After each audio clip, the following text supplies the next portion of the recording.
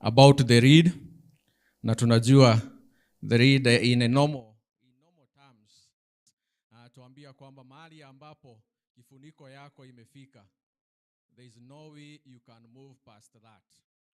Now if your organization is at this level and you are at a higher level here, hiyo organization there is no way itawahi vuka mahali penye umefika.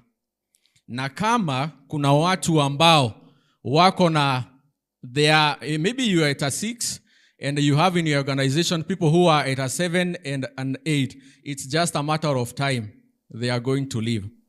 Because those two people, hauwezi kuwa unaongoza watu ambao wako at 7 at 8 na wewe uko at a 6. And I was looking at what he was telling us and the kind of limitations ambazo watu wanakuanga nazo. He was telling us of the story of David, Saul, and the kind of limitations ambazo walikuwa nazo in life. And when you look at it, there's someone who said that kuna mahali fleas zilieko kwa a certain jar, and zilikuwa zinapanda, zinafika hapo, then zinaanguka juu kuna kifuniko. And when you open that reed, most of them will tend to get to the same level afu wanarudi tena, because they are accustomed of the such things. And a lead katika maisha yetu inaweza kuwa a very bad thing, and it limit our potential to move to certain places. And he went on and taught us from lesson 1, which was the introduction of law of leadership, lesson 2 and lesson 3, where he will be continuing to lesson 4. I know you have the books. And he moved on and told us that easy laws of leadership, they can be learned.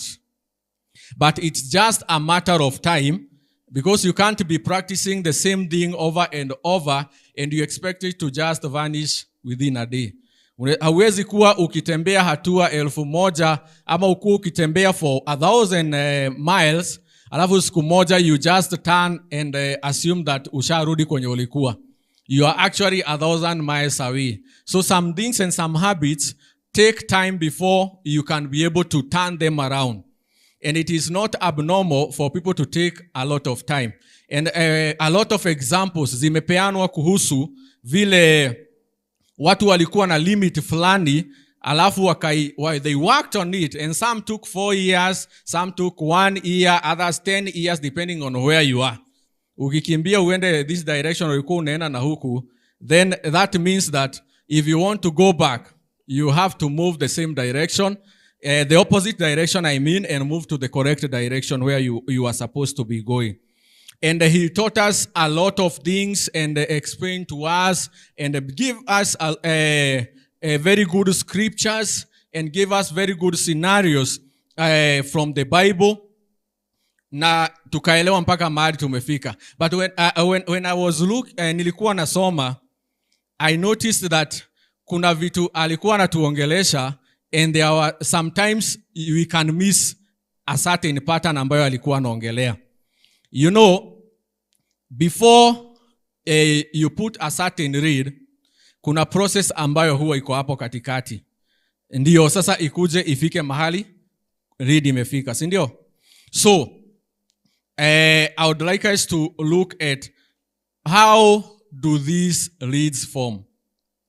I'm not telling you something that is totally different, or I'm not telling you something that is very new, but I'm helping us to look at what he was telling us, ama kile ambacho alikuwa anatuongelesha, and you notice something very very peculiar, or something it looks like a process. Yani vitu ambavyo vinajiform, it becomes a process. And I want you to ask yourself, how do reeds form in our lives? And the first thing you notice, and he told us about it, but maybe you myself or yourself haukuweza kuona what maybe he was talking about, is number 1, reeds form when a weakness becomes normal. Bwana asifiwe. When a weakness becomes normal, kifuniko huwa inajiform automatically. And I want you to look at this. When you read in 1 Samuel chapter 18 verse 7 to 9. This is the point at ambayo the women, this is after David ameweza kusaidia through the help of God, of course, to kill Goliath. And the women are singing. So the women sang as they danced and said, welcome, ma'am. Karibu sana. And they said, so the women sang and danced and said, Saul has slain his thousands, and David has slain 10,000s. And you remember what Reverend told us?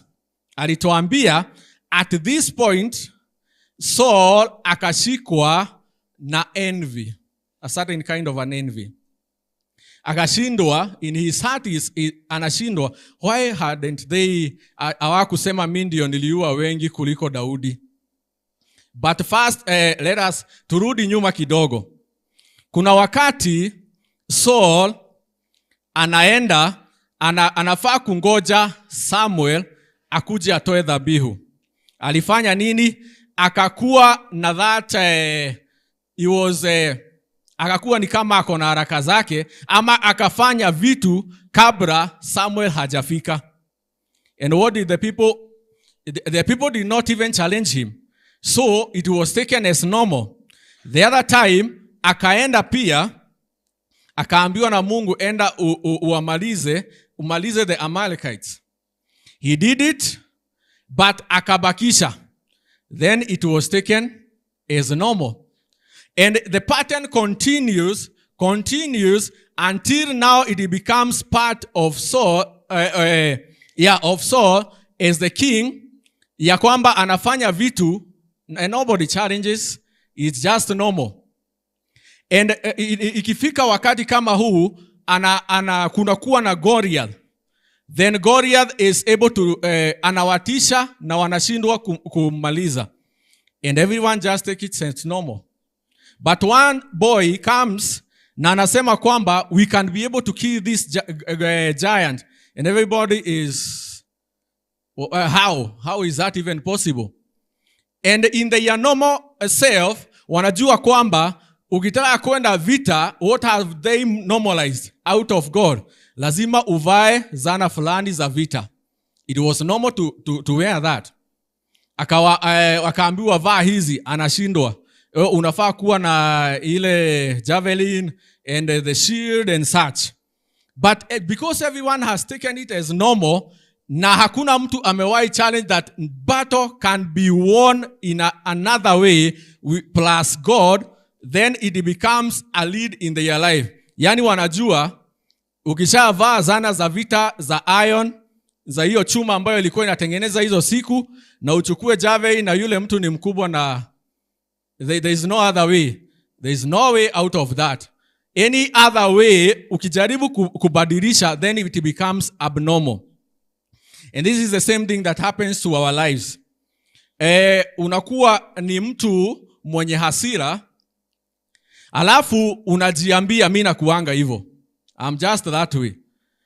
Ukifanya kitu, ikifika mahali fulani ushakasirika.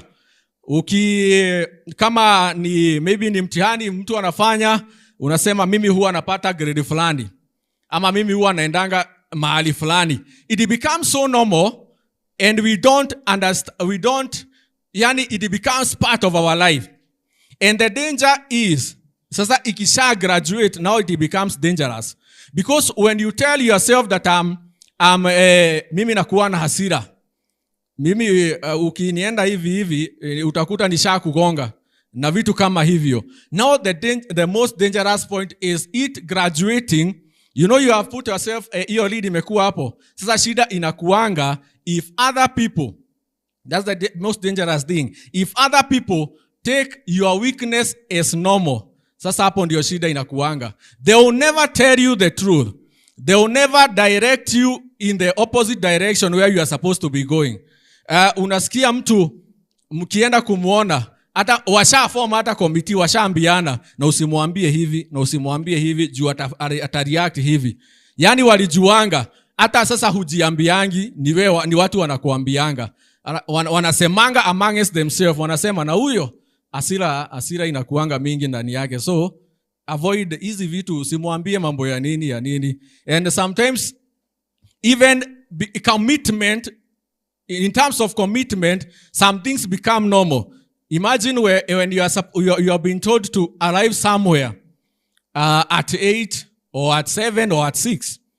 And then the first thing ukifika hapo, ulikuwa umeambiwa ufike 8, then unafika 8:10, 8:15, 8:30. Then unasema mimi nakuanga hivyo. Mimi lazima tu nichelewe. And we have even normalized it to a point where we have branded it to become an African thing. You see, unajua ilianza na mtu mmoja akasema kwamba leo nimechelewa na 15 minutes. Mtu mwingine Angola akachelewa na 10 minutes. Mwingine Sudan akachelewa na 3 minutes. Mwingine South Africa maybe hao wako better walichelewa na 0.5 minutes. Tukifika Kenya maybe tulichelewa na 45 minutes. Then tukaangaliana tukaambiana, na hii kitu si ni Afrika wewe. Alafu tukahama tukaenda Europe. Tukaona tukasema na wazungu wanafikanga, ukimwambia afike 8 anafika 7:50. Akuje learn environment kwanza, aone vile kulikuwa, then ajiplan and condition their mind. But ukiingia Africa, yani tumesha brand, it's now an African thing. We have accepted it as normal, whereas it was supposed to be abnormal. Why are we, there's a pastor, you understand how vitu zinaendanga zinakuwa ngumu. A certain bishop is actually a bishop. I won't name, but sisemi kitu haiko, ni alisema. So si ati nasema namwekelea. Akasema he was given an appointment by one very serious bishop from Nigeria. Akaambiwa arrive at 8. Then he arrived at 8:05. Sasa sikia statement alikuwa anamwambia. Akamuuliza and at that time he was an evangelist. Hakuwa amefika those levels na ameitwa na a bishop, very serious bishop with very very serious businesses. Akamwambia, imagine the first thing alipofika, akamwambia, why were you late? The first statement ilitoka ndani yake, it's only 5 minutes. Only 5 minutes. This person had very serious appointments that day zenye alifaa anaenda kushughulikia, but this person, yani it has become so normal mpaka anasema it's just only.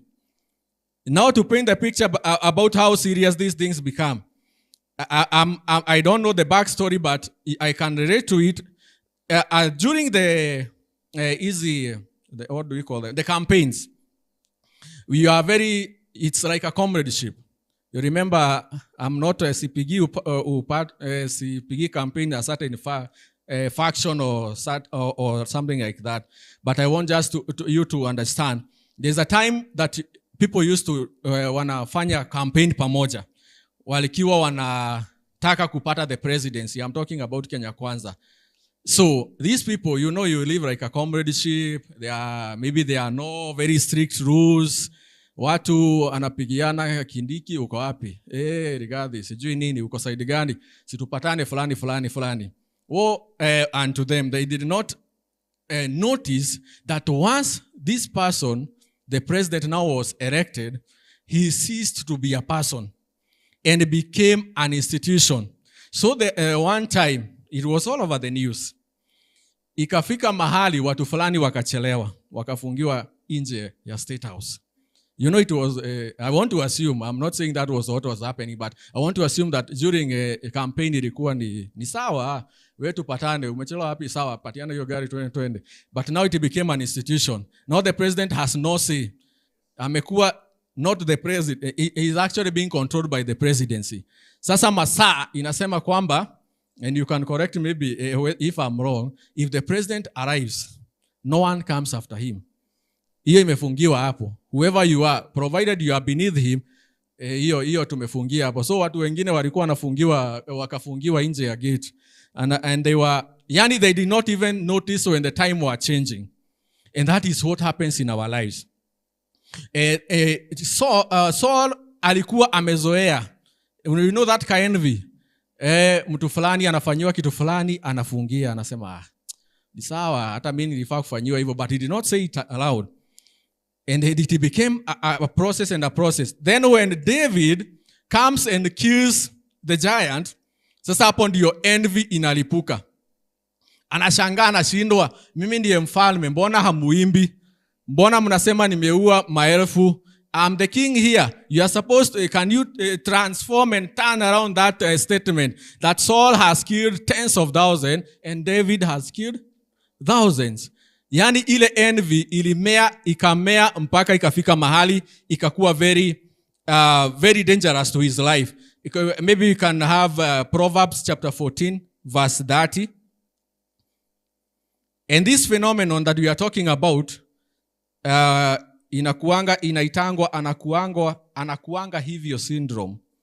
Ukisikia watu wameanza kusema anakuanga hivyo, that is called anakuanga hivyo syndrome.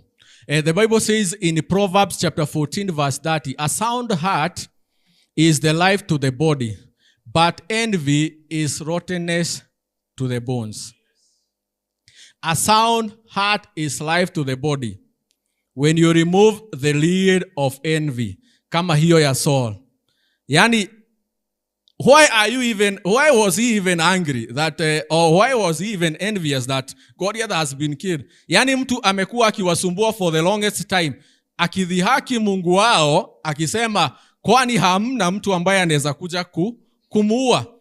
But yeye, with his envy, hata haoni the victory, ye anaona nani amemuua. Does it matter?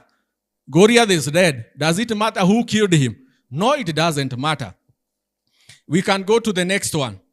Now the next one is, the first one was mnakuanga hivo. Unajua ile ya kujiambia. The next one is leads forms when excuses replaces responsibility. Yani vifuniko zinajiform ukianza kupeana excuses instead ya kutake responsibility. You remember in the book of Genesis chapter 3, we can read from verse 12 to 13. You can imagine this is a person who was told that you have a power over all the creation. Yani responsibility yako ni control kila kitu. Do this and control everything, and no one is even above you in the whole creation. But after he ate the fruit, you can hear what he's saying. Then the man said, the woman whom you gave to be with me, she gave me of the tree and I ate. The next verse. And the Lord God said to the woman, what is this you have done? The woman said, the serpent deceived me. Ikamwekea ceiling. Yani angetumwa na aende peke yake na angeweza. And God knew that. And he had confidence in him. Because he is actually the creator and he is the one who gave him that power. But Moses, with his own inadequacy, and I want to believe that ilianza na ile point ya kwanza. Mimi nakuanga hivyo, naongeanga hivyo. Sasa ikakuja hadi kamuaffect. Anapewa responsibility, anaanza kusema, I can't speak well. God finds someone else who can do this better. And it's the same thing that happens to us. I want to believe, there's one fact, yenye nilisikia a certain speaker say, if you want to give an excuse, you will surely find one. You will. The same example that we are looking at. You alive rate. Are you ready to take responsibility? Are you ready to say that I was the one who woke up late? I was the one who did not assess the risks of certain things. Uliamka ukapata maybe barabara ya upande ile ilifungwa. So hiyo barabara ingine is a longer route. Do you leave allowance for certain things to happen? You know, when you are given a certain task as a leader, you also need to assess the risks. I know we know that. You need to assess the risk. Huwezi enda blindly, barabara inakuanga hivi. Ndio maana watu wengine wakienda safari, wale ambao wamejipanga, wanawekanga allowance kama ya 1 hour. Najua most of us know that. Unajua ukienda Nairobi you need 2 hours maybe or 3 hours, but you have budgeted for 4 hours. So if you budgeted for exactly 3 hours and you arrive 3 hours and a half later, who is to blame? Of course, as a reader, you have to take responsibility and say that I did not budget for the extra time. But what if you want to give an excuse? Na kama sisi wenye sometimes tukienda certain area where unataka kwenda na matatu, you know you even count the cost. Unajua masaa fulani hiyo matatu wewe inajana maybe 1 hour, maybe 30 minutes, lakini naweza sema ni 30, wacha niongezee 30 zingine for the allowance hapo. But if you don't count all that cost na ufike late, you have excuses. 1, niliamka late, sikusikia alarm. Number 2, gari zetu zikachelewa, hazikuwa zinakuja. Number 3, juu maybe ulikuwa unatoka Kiamunyu ukienda ama nikienda stage, nikafika stage, mimi nimezoea huwa inajana 1 hour, leo ilijana 1 hour 30 minutes, so nikauntia hiyo 30 minutes extra. Tukafika barabarani, Naivasha nikapata marori ni kazi zilikuwa zimeachiliwa zote. So zilikuwa zinapangana, hakuna kuovertake. There is always an excuse. You can't miss an excuse anywhere. Hauwezi kosa excuse. You are given a homework and you don't do. It is very easy and it's very straightforward, and I love our reverend. Kuna kitu moja nilinote huwa anachukia, and maybe you can correct me for those of us who have interacted with him. You'd rather tell him the truth. You sasa tuanze kuaddress from there.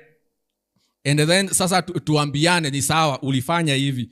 Lakini ukianza kupeana excuse, hata ukimwangalia tu kwa uso unaonanga he is miles away. Anashindwa sasa unasema nini? Can't you just accept umechelewa, si ni sawa? Una accept ni imechelewa. Then we can start addressing it from there. Because we keep on heaping. And one thing you'll notice with excuses, you need to form new ones every time to back the last one. Nilichelewa, so ukasema ni hii. Then someone deconstructs that lie. Lazima sasa uanze kutafuta ingine mzito. Yani it takes a lot of energy. Yani utashinda tu ukizunguka. So leads forms when we replace excuses with responsibilities. If we are ready to take responsibility, we can easily move past that lead. And if I want to believe that in Genesis, if the man accepted his mistake and confessed their sins, I think the story would be probably different. If we accept our mistakes as readers, you know, even the followers will see. Wataona tu, you know, we think we are very clever in giving excuses and trying to concoct some non-existent scenarios. And we think that we are very clever na tukiambia watu watasikia na wataelewa. People will just see through the lies and will see through the excuses. So the excuses is nothing, and excuses will solidify the read because they move responsibility. It's like you are shifting responsibility to another person. The other thing is when readers refuse to read themselves. If you refuse to read yourself, yani you look at yourself and notice who you are. Na ujiongoze. You know, when you want to read people, you must read yourself first. And Proverbs chapter 25 verse 28 tells us that if Proverbs chapter 25 verse 28, whoever has no rule over his own spirit is like a city broken down without walls. If you cannot read yourself, you are like a city without walls. You know, in the past and in the ancient times, when people were building cities, they would build them with walls. You know, you can see a very beautiful city. Lakini hizo siku bila kuta na zile gates kubwa kubwa ambazo zilikuwa zinawekwa. Si walikuwa wanasema wakazunguka mji wa Yeriko na kuta zake zikaanguka, si ndio? So you'd have to build walls around the city to secure it. And one person who does not rid himself is like that city without walls. I want you to think about this. Think about yourself. I want you to answer some few questions and ask yourself. Number one, would you follow a person who behaves like you? Let us ask another question. Would you want to meet a person who plays like you? These are the effects of not reading yourself. And I want you to answer those questions in your own self. Would you evaluate? The other thing is, would you want to meet a person with an attitude like yours? Yani umeingia tu kwa ofisi, mtu wa kwanza unapatana, anaongea kama wewe. Would you want to meet such a person?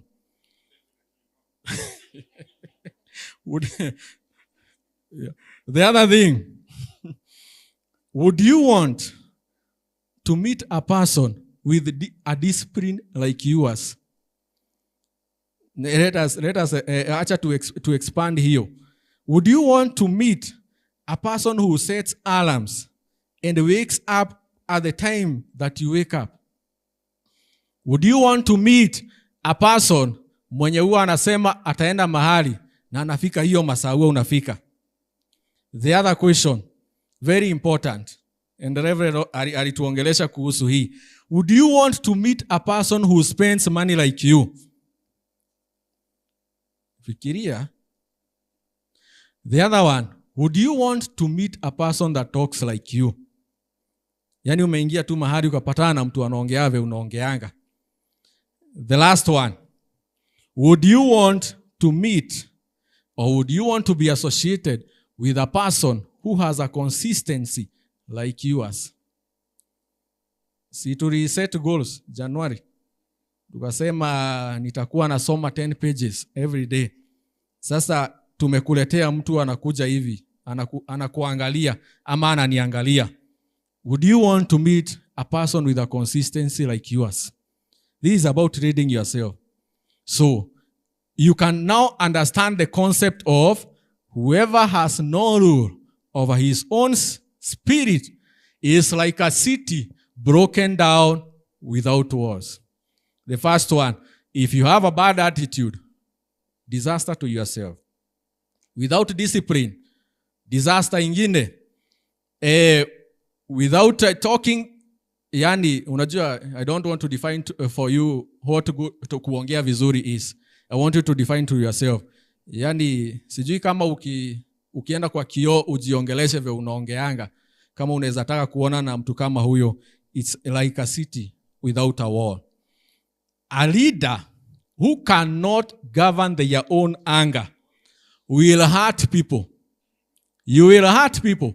If you cannot govern over your anger, ile na kuanga hivi syndrome, point 1, yani mimi nakuanga na kihasira mzito, you are like a city without a wall. A leader who cannot govern their time will always frustrate people. Tunasema tunaenda fulani a certain time, a certain date we'll do this, you don't do it, you'll always frustrate people. A leader who cannot govern their appetite will always compromise on their values. If you cannot govern your appetite, na hii pia hata chakula iko, if you cannot govern your appetite for money, for whatever, anything, you will always compromise on your values. Yani it's just a simple example. Kuna wakati nilikuwa nimeamuanga, I'll never sitawahi kalia sambaza. Unajua unasikianga ni kama tu uko nje. Lakini ni sawa tu. Ni sawa tu, acha juu hivyo. You know, nikaamuanga. Mimi nikikuja na gari ikikuja tu nione hakuna kiti, yani ile iko free naweza kalia. Mimi nilikuwa na just pass. But once I have not governed my spirit, I have not governed my time. Wataka kuniambia nitafika hapo, nafaa kufika kwa ofisi 8.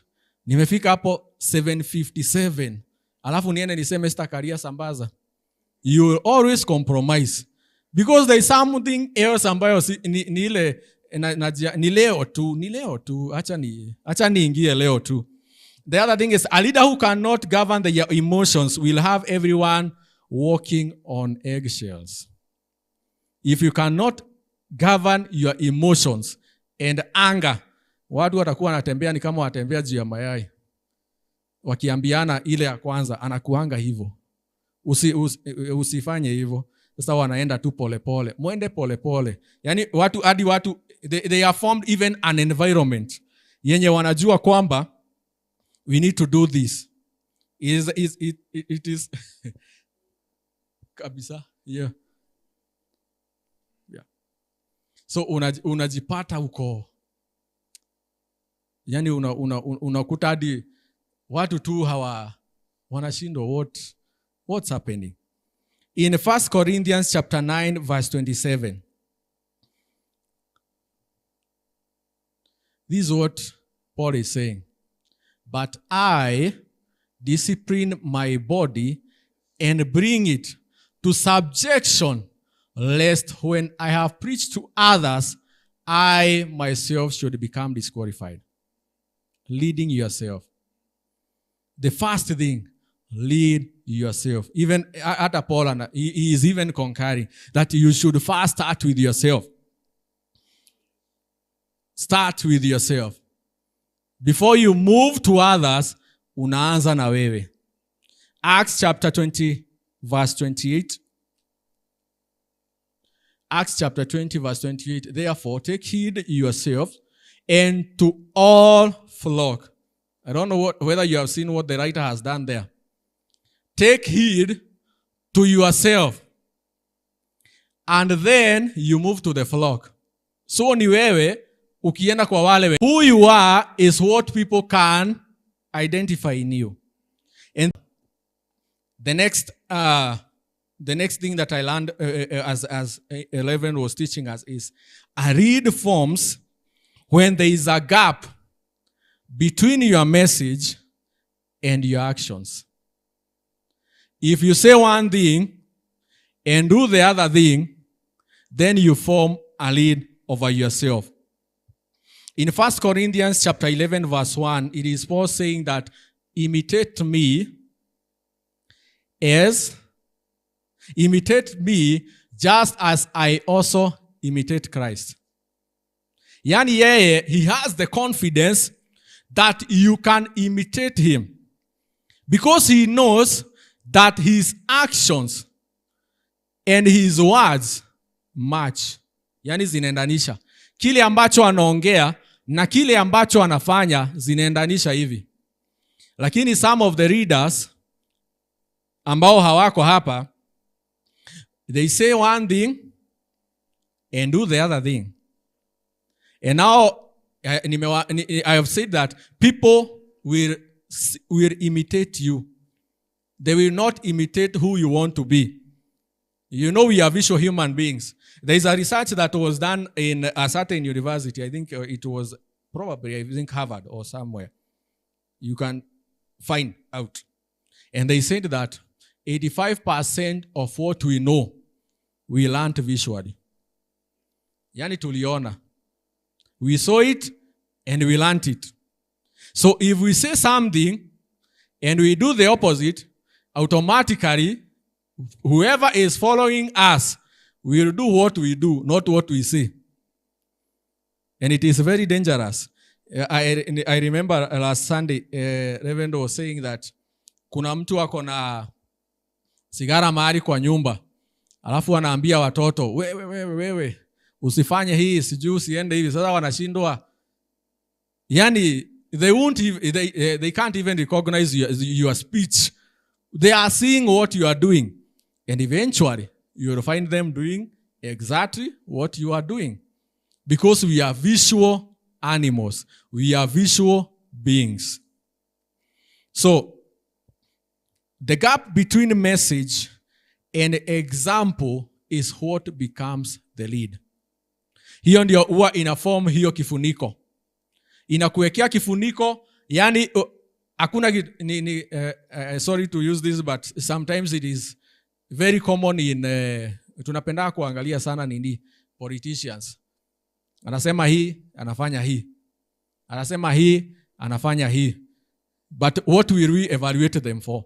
Si kila mtu saa hizi anasema kuna vitu mtu aliahidi na hakufanya. So what are we evaluating? What they were saying or what they have done? It is what they said vis what they have done. If they have not done what they actually say that they would do, then the chances of wao kukua re-elected or getting back to their office now becomes very, very hard. Philippians chapter 4 verse 9. This is a very confident person who knows that his words match his actions. The things you have learned and received and heard and saw in me, these do, and the God of peace will be with you. I would like mimi mwenyewe nifike a certain point like Paul na niseme kwamba vitu ambazo mumeona, vitu ambazo mumesikia na vitu ambazo mumeona nikifanya, zifanyeni. It is a very good point. It is a very good point as a leader kufika mahali kama hapo. Yani ukiambia watu kitu, you don't even have to change anything. Unawaambia tu fanyeni. Umesikia nikisema, sema. Umeona nikifanya, tenda. Umeona vile nimefanya vitu, fanya hizo vitu pia. Because you know you have followed Christ, and now you can even tell the others to follow you. Just as Paul is also saying in 1 Corinthians chapter 11, which we have already read, imitate me as I imitate Christ. Because Christ is our own example ambayo tunafuata. And you know when you follow Christ, there's no way you can have a lead above you. Hakuna lead. Because Christ has all the good things. And he practicing is confirming. Yani ukipractice kitu unaiconfirm. And this is there is a certain point kwa wale ambao wamesoma psychology that children will mostly just imitate what you do. Si ile yenye unasemanga, na wakitaka kuimitate ile unasema ni ile Reverend alikuwa anatuambia. Unawakuta pale wanini wamesimama wanasema venye huo wanasema juu anataka kutoshana na wewe, anapanda juu ya meza anaanza kuambia wale wengine hivi vile unafanyanga. They are repeating what you say and your actions, and they will exactly do what you do, not what you say. So it is high time for us as readers personally to do exactly what we say, because no one will look at our speech. They will look at our actions. And faith without action is dead. The other thing is lead forms when you stop valuing people. Ukiacha kuvalue watu, unajitengenezea a lead above you. And what is valuing people? Do not use people to get to point B. Yani ukipatana na watu as a leader, you will form a lead when you use them to go to another point. Yani mtu akikuja, you are always thinking about how can I use them to help me to do certain things. Imagine if someone came to the church, not this church, and we want to use them. Yani tunamtafutia kakitu tunaweza mfanyisha. But if we equip them first, let me give you a certain example of what a certain person did. Kuna mtu ambaye alikuwa ananunua kampuni. Na alikuwa ananunua makampuni ambazo zinaenda kuanguka. So, when you buy a company that is going under, maybe you can think of very many things that you can do with that company. Ndio ifufuke, sijui ndio ifanye nini, lakini there are only two things zenye alisema walikuwa wanafanya. As an investor, he would buy a company and find a team ambayo ingechukua hiyo kampuni. Alafu the first thing walikuwa wanafanya, you can maybe you can guess what they were doing first. They would fire the president of that company. Why? Because this president, we have said that where a leader amefika, a company cannot grow past that. The next thing, and the very important thing that they used to do, is pick everyone in that company after we fire the leader or the president, and now start training the workers. You know, they noticed that when a company was going down, it was the company trying to use people to attain their goals. But first, you know, watu wanakuanga na goals zao wenyewe, si ndio? Ukipea mtu kazi, kuna kitu anataka kufanya, si ndio? He wants to do that job well.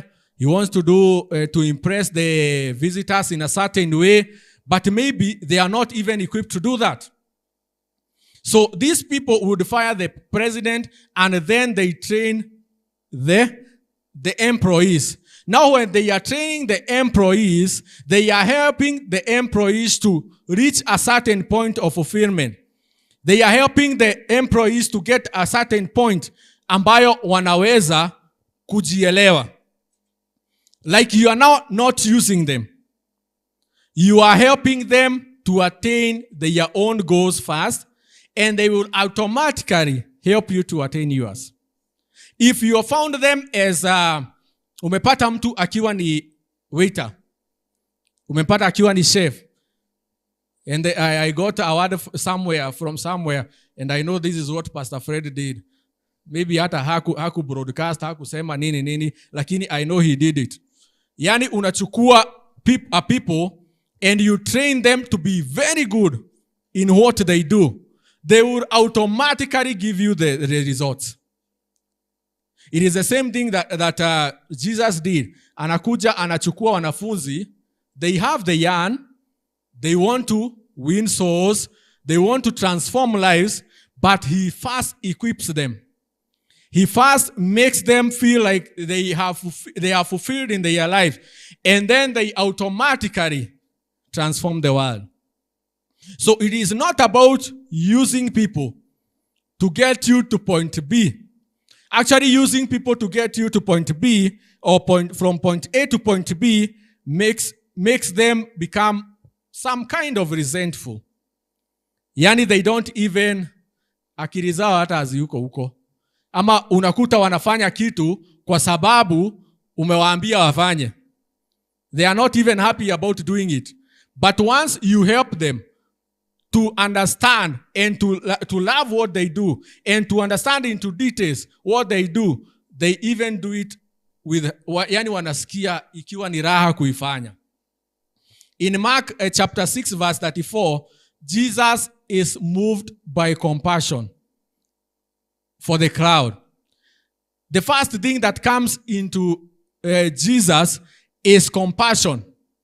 It's not how these people can form a large group, nianze kuwahubiria, nianze kuwafanyia. Yani alisikia, and Jesus, when he came out, he saw a great multitude, and he was moved with compassion for them, because they were like sheep, not having a shepherd. So he began to teach them many things. Yani he wants to equip them first, before anything else. And the thing that is moving him is compassion. Yani ile compassion akonayo ndani yake ndio iliweza kumpeleka, sio zile ambitions zenye akonazo yeye mwenyewe. So as a leader, the first thing is to be moved by compassion, not the yearn to use people. Amen? So, there are certain things that one can do ili kuweza lift the lead above them. And the first thing, you know, we have how leads form. We have looked at one. The first thing is when tunafanya a certain things inakuwa very normal in our lives. Yani inakuanga hivyo. inakuanga hivyo. Mimi nafanyanga vitu hivyo. Kwetu tuliambiwa tufanyange hivyo. Yani things become normal. The next one we have said is when we form excuses. After umejiambia na kuanga hivyo, sasa unaanza sasa kupoint at the next person. Ni yule, ni huyo mwingine, ni mtu yule mwingine syndrome. Yule na kuanga hivyo syndrome, ni mtu yule mwingine syndrome. Unasema ni yule, ulichelewa kwa nini? Ni yule, kwa nini hujakula? Ni sister yangu hakunipatia. Kwa nini hujafua nguo? Kwa nini hujapanguza viatu? Kwa nini hukufanya homework? Ni mama aliniambia niende nikalale mapema. Yani you just find someone to point at. The other thing is when we refuse to lead ourselves. Na tukasema kuna vitu kadhaa tumesema. Unaweza taka kupatana na mtu kama huyo, kama wewe sasa. After you understand that, utaelewa why it is very important to lead yourself. Because if you meet a person who is angry like you, who is happy like you, who is compassionate like you, if you would want to meet such a person, then you are leading yourself well. The other thing is the gap between what you say and what you do now forms a lead over your life. And the last thing we have said is when you stop valuing people, you form a lead above yourself. And you notice that when you stop valuing people, kuna mahali utafika, they will just isolate themselves from you. You know, I told you people are intelligent. We would want to deceive ourselves that people do not notice what we do, but they actually notice and they know. And they will start just dodging. Unashindwa kwa nini mtu fulani afanye kitu fulani. He understands, anajua, nasi ati ni mjinga ati haezi ona. So, there are some few tips I took from what Reverend was teaching us. That if you want to lift a lead over your life, and they are very, very, very simple.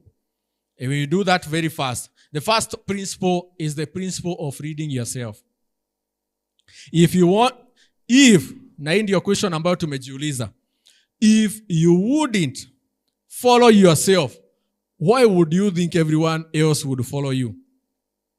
Yani ukajichukua, if you would make a copy of yourself, ama kama unaweza tengeneza ka photocopy kako, ukachukue ukaeke pale, alafu ujiulize kama unaweza fuata huyo mtu.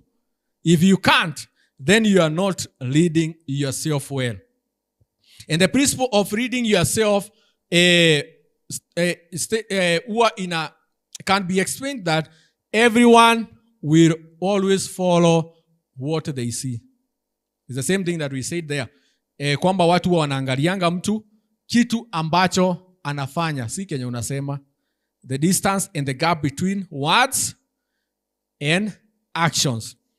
People do what people see. If you lead yourself, then people will do exactly what they see you do. And if you are not doing the correct thing, then you'll be taking them into a ditch. If you are not doing the correct thing, watakufuata, kuna wengine watakufuata lakini utakuwa unawapeleka kwenye shimo. And the law of magnetism states that we attract what we are, not what we wish to be. You attract what you are. Exactly. You attract what you are. Now examine your circle. Examine your life. Examine what YouTube huwa inakurekomendia. Examine ukifungua TikTok, video ya kwanza yenye inafunguka. Examine Facebook, friends wenye inakurekomendia. And what you are, you attract exactly who you are. YouTube, Facebook wakakaa chini wakatengeneza algorithm. Wakajua hawa watu ama sisi kama binadamu tunapendanga kufuatana na vitu fulani. Na wakasoma history. Alisearch nani? Barack Obama. Akarudi akasearch nani? Trump. Akaenda kwa nani? Lincoln. JF Kennedy. Mpatie president wote wa Amerika. Mpatia yeye suggestions za president wote wa Amerika. Akaanza kusearch nini? Rabbits, kuku. Huyo ni mkulima, patia yeye ng'ombe zote na kuku na punda na kila kitu. So it's just a mirror of what we are. Yani ukifungua tu hivi TikTok, maybe kuna wengine wenye hawako hapa haezi fungulia TikTok mbele ya watu. Ile video ya kwanza itacheza, itakuwa ni mbaya, itakuwa ni noma. You know, and yani you don't even to do a lot of things. Una scroll tu, unaiguza tu, inaenda hivyo. Alafu ukisearch, ukifinya ile button ya kusearch, hata uja search kitu, washa highlight in red things you'd want to search. Things you'd want to search. What is trending in your timeline? Unafinya tu hapo search kwa TikTok, inakuambia Kingdom Expo. Sijui Sitam Expo Nairobi. Hivyo. Lakini mwingine akifinya hivi, inakuwa ni noma. Many readers are like travel agents. You know, when you say one thing and do the other, you are like a travel agent. Let me explain to you who a travel agent is. A travel agent, you can correct me later if I've said things that are not supposed to be, but najua ni hivyo. So usijali, nasema vile iko. If you are a travel agent, you know you don't have to go somewhere for you to recommend someone about it. You just even have to hear about it. Unaingia TikTok, hidden gems in Kenya. Una search. Sijui hotels in where. And you know there are people who want to book, hawataki kujisumbua, wanataka wakute vitu zilitayarishwa. Now you as a travel agent, you search for hotels, you search for sites to visit, you search for, yani unawabukia the ticket, unawafanyia nini. Lakini sometimes you will send people to a place that you have never been. And leadership is not like a travel agent. You have to take people where you have been. You are not going to take them to somewhere you are unawapea ni kama story unawapeleka huko. So leadership, many leaders are like travel agent. They send to people to places they have never been themselves. Na tumesema kwamba what you do is what people will do, not what you say. So remember, you are not a travel agent. And what we said that we teach people what we know, but unajua vitabu zenye zote umesoma, unaweza zihesabu ni pages ngapi? This is a tragedy. We teach people what we know. Na I can stand here na niseme ile yenye nimesoma na nimesikia na nimesikia nikasoma kwa hii kitabu, nikasoma vitabu 1 million, but we reproduce what we are. We teach people what we know. Kila unajua, but we reproduce what we are. So usishangae ukisoma vitabu 10 lakini mark timing. Because you are not those books. You are what you are practicing through them. And this is why I ask you mahali fulani nikakuuliza, would you want to meet a person with a consistency like yours? So we can read, but we can read, we can know things, but if we do not become those things, then we reproduce exactly what we are. And if I am a 1 and I have information of a 5, but do not act like a 5, automatically I will act like a 1, because I have not become the 5 that I know. And this is the tragedy. I was listening also to Maxwell, and what our Reverend always tells us. Unaweza attend seminars, attend leadership classes, tuandike notes mzuri, yani we are just moving to those forums and such. Lakini if you don't become those notes, if you don't become those quotes, you just remain the same. I will just remain the same. Acha niseme mimi. Because probably in my life hata mimi niko hivyo tu. Unasema hii alafu unafanya hii. Alafu ukikaa hivi unafikiria nani mjinga hapa? Unaona tu ni wewe. Juu nilisema hii nitafanya resolution moto kali. Alafu end of the year unapata ni mimi yule tu. Niko pale na mark time. Sio wewe, ni mimi nasema. The other thing is if you want to lift that reed, value people. And this is one thing I have learned from our reverend. Yani, I cannot be able to explain, but I know those who have interacted with him, they can attest to that. And how do you add value to people? The first thing, value people and love them. You remember, the greatest commandment is love. There is no way you are going to value people if you don't love them. If you love someone, you'll have time for them. It is like Jesus. If you have time, if you love Jesus, you'll have time to study his word. You'll have time to accommodate people who are in his kingdom, who are not in his kingdom. Yani unakuwa in a position where you can be able to understand people. The other thing is to know and relate what you value. Know and relate to what you value. Once you love people, you will give them time. And one thing you do is you listen to them, you learn from them, and then you lead them. Because you now understand them. If you don't understand them, first, if you don't love them, you even not listen to them. Si ni ukweli? And the last thing in valuing people is make yourself more valuable. Make yourself more valuable. Keep learning. Move past where you are. And you're able to value other people. You cannot value people if you don't know how to. So automatically, you need to increase your knowledge. The other thing is study leadership.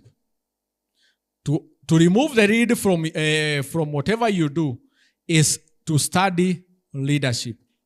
There is one thing that Maxwell says. This is what Maxwell says.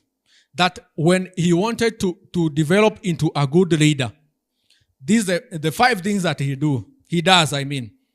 He reads. That is the first thing. And how frequently does he do these things? Every day. There's someone who asks him, even on Sunday, other Sunday unafanyanga hivi? Akamwambia every day. Akamuuliza, even on your birthday, do you do these things? Akamwambia, even on my birthday, I do this. Even on Christmas, when you have your family around, do you do these things? He said, yes, I do these things. It is consistency. It is doing them over and over again. And the first thing that he said is, he reads. The other thing is, he writes. The other thing is, he asks questions. The fourth thing he does is, he files. Like the way you are writing. It's kind of filing. And the last thing he does is think. So if he devoted 1 hour to reading and writing and thinking and filing and asking questions, it is, alikuwa anasema kwamba he picks all leadership books and reads them. Which is our third point, that every day study leadership. And this is a very good model. Maybe you can follow it. Maybe you can form your own. Unaweza tengeneza yako custom yenye wewe utaweza kufuata. Si lazima ufuate hii. So you can make your own. Yeah, so he reads, he writes, he files, and he asks questions. Every day, every year. And he did it, I think he was saying that he did it for over 20 years. So when you do these things, they become part of your natural self. Yani zinakuingia, they become automatic in your own life. The other thing is, it is good to read. It is good to ride. But if you do not practice, then you read bado itakuwa. You stop at reading, you stop at filing, and nothing will happen. So if you don't practice, the fourth thing that you do to remove the read is to practice. Do things. Actually, there's someone who was saying that, I don't know if I'm saying the quote where, but a journey of, I think, 1,000 miles starts with one step. Is that true?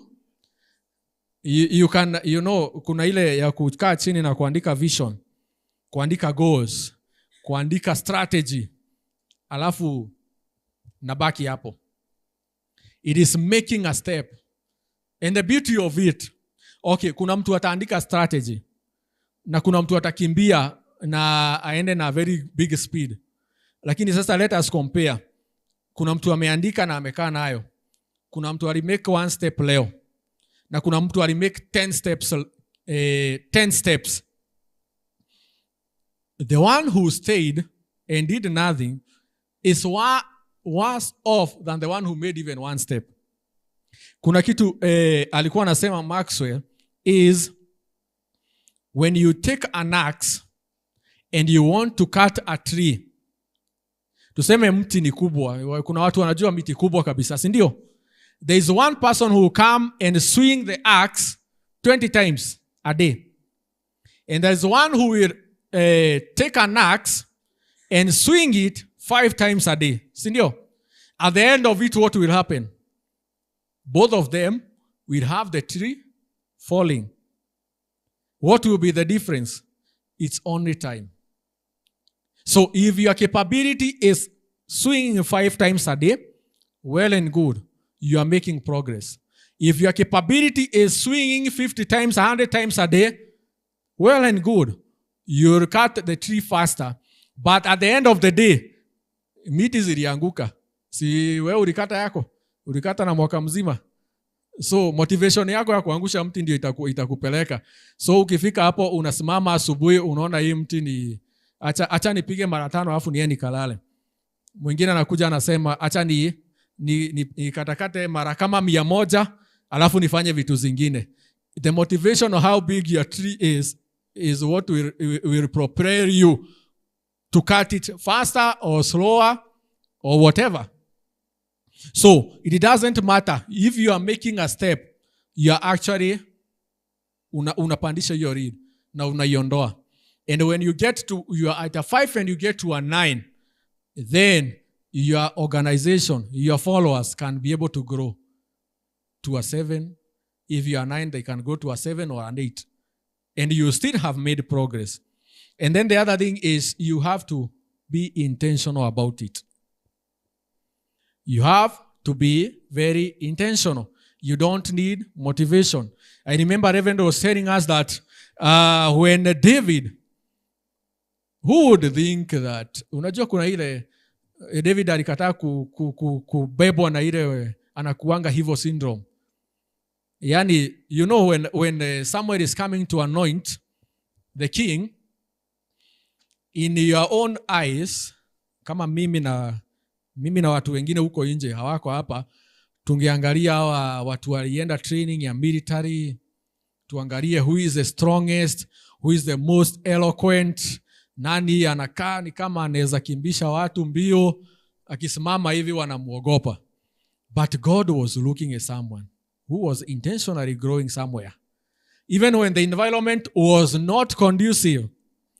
Yani alipatana na bears, he met with the lions, lakini hakuna mtu aliwahi jua, ama hakuna mtu aliwahi make hiyo not bothered.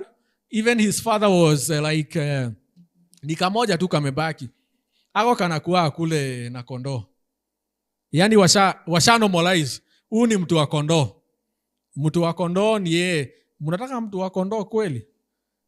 Lakini they did not know that he was somewhere intentionally growing and swinging his whatever, your sling. Yeah, thank you. Your sling every day, every time. You never knew whether he did it 1,000 times, 10,000 times, running, akikimbisha the bears, na anarudi na sheep. Alafu inakuja, anarudi kupale kwa nini, anawaletea chakula, anakuta sasa wamesumbuliwa na kitu. Wamesumbuliwa na kimtu kikubwa, kijitu. Anawaambia si muniruhusu nifanye hii maneno. In their own normal self, na zile vitu ambazo zilikuwa ndani yao, huyu mtu wa mbuzi na kondoo, kidogo, ebu vaa chuma, vaa hizi nguo tuone. Nguo hata kuinua mguu anashindwa. So, they were just stuck there, but he was intentionally growing wherever he was. Whether the environment was conducive or was not, but he was growing. You have to be intentional. And there is nothing, I want to believe there is nothing like motivation. Ukitegemea motivation, utaamka leo 4 ukiwa very motivated. Unasoma vitabu, unasoma 50 pages, very motivated. Alafu the next day motivation inaisha. What will move you? There is no motivation. Today there is motivation. Tomorrow there will be no motivation. What will move you? You have to be intentional about it. You have to be intentional about loving people. You have to be intentional about being compassionate. You have to be intentional about loving people and moving them from one point to the other. You have to be intentional about listening to your wife. Ukikuja nyumbani ukiwa na motivation, leo umefurahi ati juu kazi umeshalipwa, umekuja umetoka kazi ati uliambiwa, congratulatiwa, you are the best employee, you are best